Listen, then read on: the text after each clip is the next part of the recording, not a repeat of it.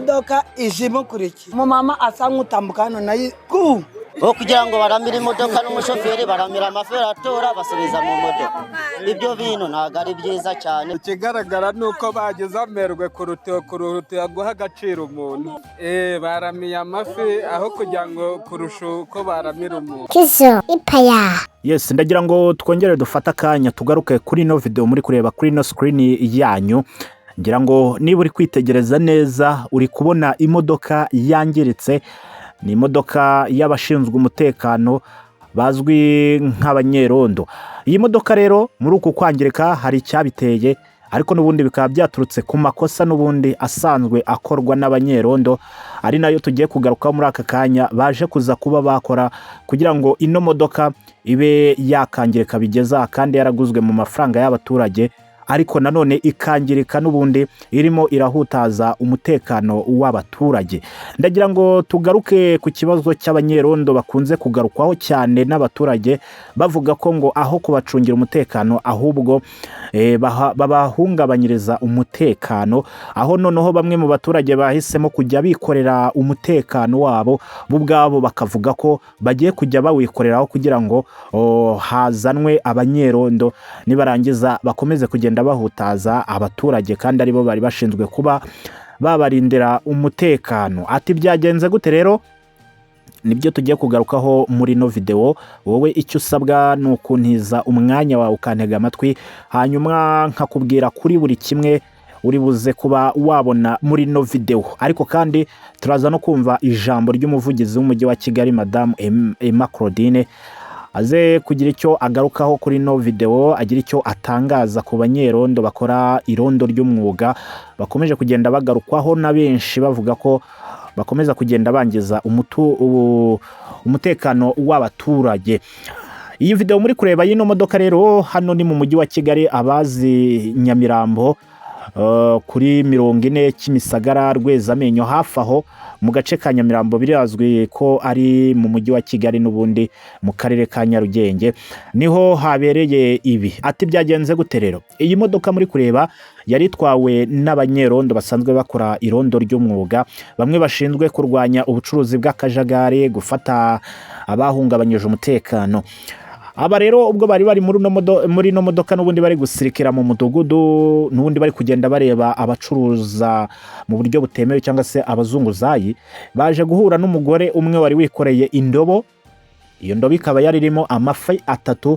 Mu by'ukuri uko byagaragaraga indobo ni imwe y'umweru, imwe urebamo n'ubundi ugahita ubona ibirimo imbere, ariko ntabwo bari bazi neza nimba uyu muntu yaravuye kugura ayo mafi cyangwa se nimba koko yarari kuyacuruza.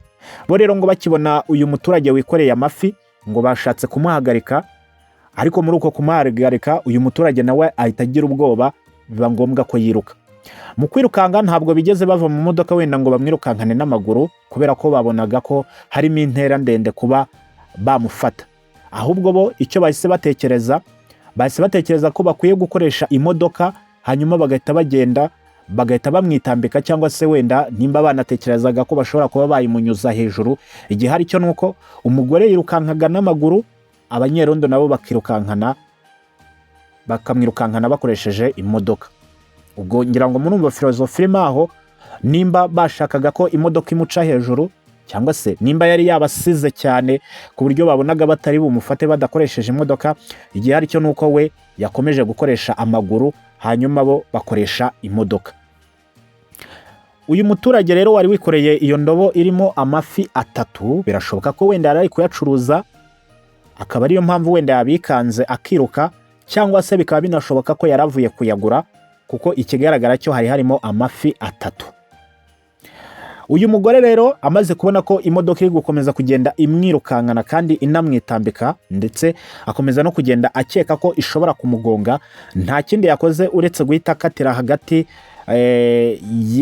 y'amazu cyangwa se mu tuyira duto ku buryo imodoka idashobora kucamo.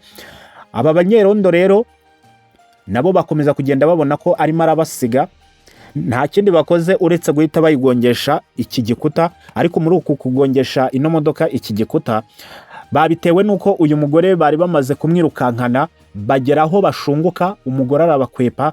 Mu kugera aho bashunguka rero, kubera bari bari gukoresha umuvuduko mwinshi, byaje kurangira umushoferi wari uyitwaye abuze balance yo kuba yayigarura mu buryo cyangwa se ngo afate feri. Hanyuma imodoka mu kugerageza kuyigarura ku cyerekezo kizima cyangwa se mu kugerageza kuyikontorora, imodoka irarenga, iragenda igonga iri duka. Hano yagonze ni botike isanzwe cyangwa se ni depo y'amakara, yari irimo ubucuruzi bw'amakara. Icyabayeho rero nuko uyu mugore yabakwepye, mu kubakwepa abonye imodoka iri gukoresha umuvuduko mwinshi, indobo ayita hasi, arangije we ariruka yirukanyira hagati y'amazu.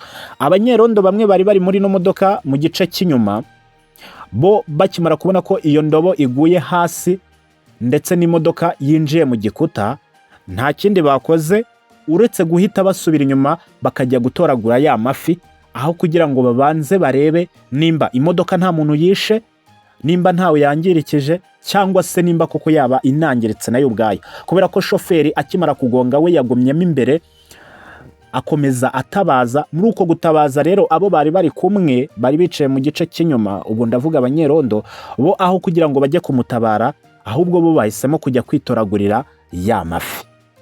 Umushoferi wari utwaye ino modoka yatabawe n'abaturage, bahita bamuhamagariza n'ubundi bamujyana kwa muganga. Hanyuma aba banyerondo nabo batoragura amafi. Ngira ngo uri buze kwitegereza neza muri ino ndobo, niho hagaragaramo amafi ndetse n'imineke isa nk'iyangiritse. Nuko rero byaje kuza kuba byagenda, ariko abaturage bikaba byabatangaje cyane ukuntu imodoka ya miliyoni 50 ishobora kuba yakwangirika, kandi bakurikiye amafi 3 atageze no ku bihumbi 5 by'amafaranga y'u Rwanda. Ugasanga imodoka ya miliyoni 50 nayo yaguzwe n'abaturage, aho kugira ngo ifashe umuturage, ahubwo ugasanga irimo iramwangiza. Nuko rero byaje kuza kuba byagenda. Turaza kumva ijambo ry'umuvugizi w'umujyi wa Kigali, twumve icyo abivugaho.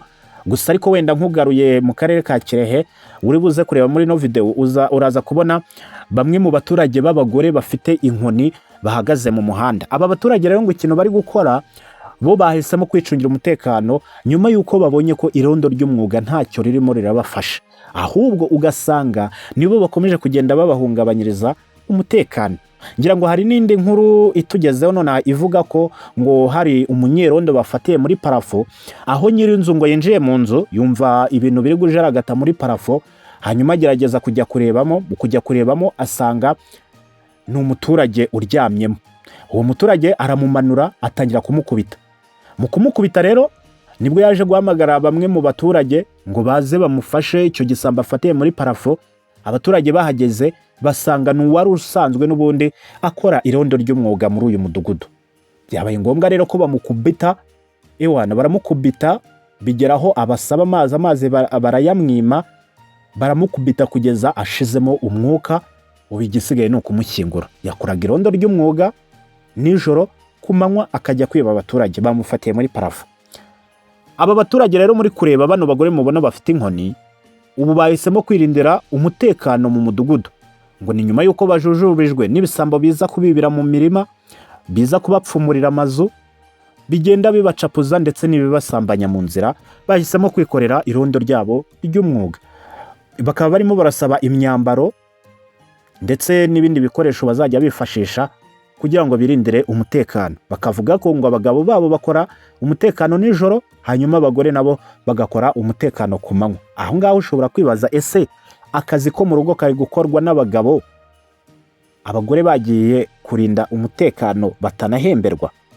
Yego ni byiza, umuntu akwiye kwirindira umutekano, ariko se ni gute igihugu gishobora kuba cyarahisemo gukoresha abantu cyangwa se bagakoresha abanyerondo b'umwuga, hanyuma abaturage bakaza kubona ko uburyo babikoramo bidahwitse, bagahitamo kuwikorera?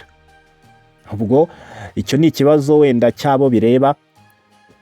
Ubwo wenda nuko abaturage bo babihisemo, kuko nta muntu uri gutambuka hano, bari kubanza bakamwaka irangamuntu, ibyangombwa kugira barebe nimba yaba aturuka muri uwo mudugudu cyangwa se nimba kuko hari umunyarwanda ufite ibyangombwa. Ngira ngo muri kubabona nuko bari gusirikira gusa, hasigaye wabanyuraho bakakwaka irangamuntu ugakomeza gahunda zawe. waba utayifite ubwo bakakwicaza bagahita bavuga ko ari wowe mujura ubiba. Ibi rero nibyo mu karere ka Kirehe ubu nuko byifashe. Urabona ko abagore bari kuri patrouille, ibintu byakomeye. Ndagira ngo twumve ijambo ry'umuvugizi w'umujyi wa Kigali Madame Emma Claudine aho yarari kugaruka kuri aba banyerondo bangije ino modoka. Twumve wenda icyo ari buze kubivugaho. Ni nyuma yuko abaturage bo bavuze ko rwose nyuma yo gukubitwa, nyuma yo kwicwa, ubu noneho batangiye kwangiza n'ibikorwa remezo harimo amazu ndetse n'iyi modoka y'abaturage. Murabona ko ibintu bikomeje kugenda bifata indi ntera. Ubwo rero reka twumve ijambo rya Madame Emma Claudine, umuvugizi w'umujyi wa Kigali.